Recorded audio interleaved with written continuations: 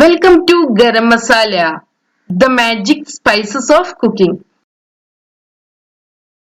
ഉള്ളിവട. ഇന്ന് നമുക്ക് ഏറ്റവും ടേസ്റ്റ് ഉള്ള ഉള്ളിവട തയ്യാറാക്കിയെടുക്കാം.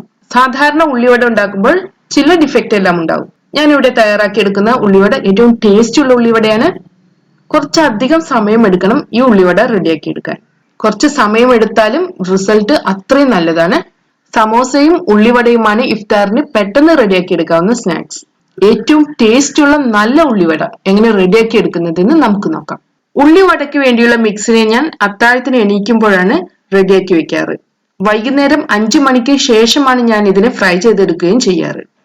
അത്രയും സമയം ഈ മിക്സ് ഇരിക്കും. അതുകൊണ്ട് തന്നെ നമ്മുടെ ഉള്ളിവട നല്ല ടേസ്റ്റി ആയിരിക്കും. ഇതിനുവേണ്ടി ഞാൻ വലിയ 4 സവാളയാണ് എടുത്തിട്ടുള്ളത്. ഇതിനെ സ്ലൈസ് ചെയ്ത് വെച്ചിട്ടുണ്ട്.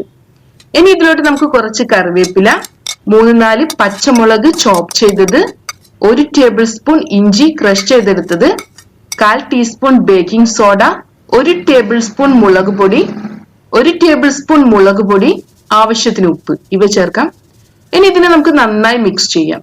ഇതുപോലെ നന്നായി പ്രസ് ചെയ്ത് തന്നെ മിക്സ് ചെയ്തെടുക്കണം. അങ്ങനെയെങ്കിൽ നമ്മുടെ സവാളയെല്ലാം നല്ല സോഫ്റ്റ് ആയി വരും.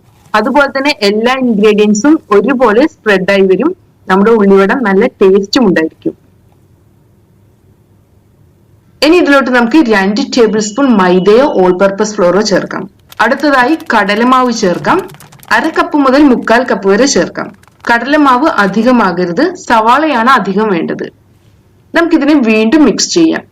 നന്നായി പ്രസ് ചെയ്ത് തന്നെ മിക്സ് ചെയ്തെടുക്കാം. വേണമെങ്കിൽ ഇതിലോട്ട് 2-3 ടേബിൾ സ്പൂൺ വെള്ളം ഒഴിച്ച് മിക്സ് ചെയ്ത് വെക്കാം. ഒരുപാട് വെള്ളം ഒഴിക്കരുത്, ഇത് ലൂസായി പോവും. ഇനി നമുക്കിതിനെ അടച്ചു വെക്കാം. ഇതിനെ വൈകുന്നേരം ഫ്രൈ ചെയ്തെടുക്കാം. കുറഞ്ഞത് 8 മണിക്കൂറെങ്കിലും ഇതിരിക്കണം. എങ്കിൽ മാത്രമേ നമുക്ക് നല്ല ഉള്ളിവട കിട്ടുകയുള്ളൂ.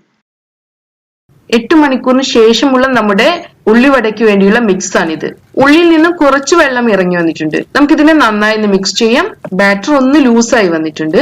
സ്പൂൺ ഉപയോഗിച്ചാണ് എണ്ണയിലോട്ട് ഒഴിക്കുന്നത്. ഓരോ സ്പൂൺ മിക്സ് എടുത്ത് നമുക്ക് എണ്ണയിലോട്ട് ഒഴിക്കാം.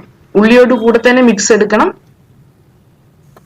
ഇനി മീഡിയം ഫ്ലെയിമിൽ വെച്ച് നമുക്ക് ഇതിനെ ഫ്രൈ ചെയ്യാം. ഹൈ ഫ്ലെയിമിൽ വെച്ച് ഫ്രൈ ചെയ്തെടുക്കരുത്, മീഡിയം ഫ്ലെയിമിൽ വെച്ച് ഫ്രൈ ചെയ്യാവൂ. എങ്കിൽ മാത്രമേ ഉൾഭാഗം നന്നായി വെന്ത് വരികയുള്ളൂ. ഏറ്റവും നല്ല ഉള്ളിവട എന്ന് പറയുന്നത് ഒരുപാട് ഉള്ളിയെല്ലാം ഉള്ളതാണ്. ഈ വടയിലുള്ളത് പോലെ തന്നെ ഉള്ളിയെല്ലാം പുറത്തോട്ടെല്ലാം നിന്ന് നല്ല ഉള്ളിവട ആയിരിക്കണം.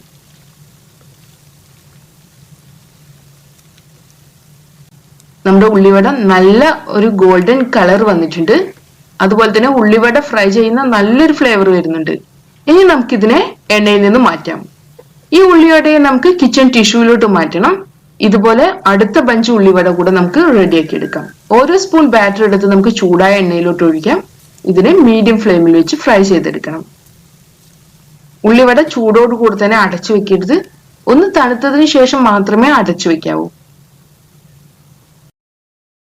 അങ്ങനെ നമ്മുടെ പെർഫെക്റ്റ് ഉള്ളിവട റെഡി ആയിട്ടുണ്ട്. നമുക്കിതിനെ ഇഫ്താറിന്റെ സമയത്ത് സെർവ് ചെയ്യാം. Thanks for watching.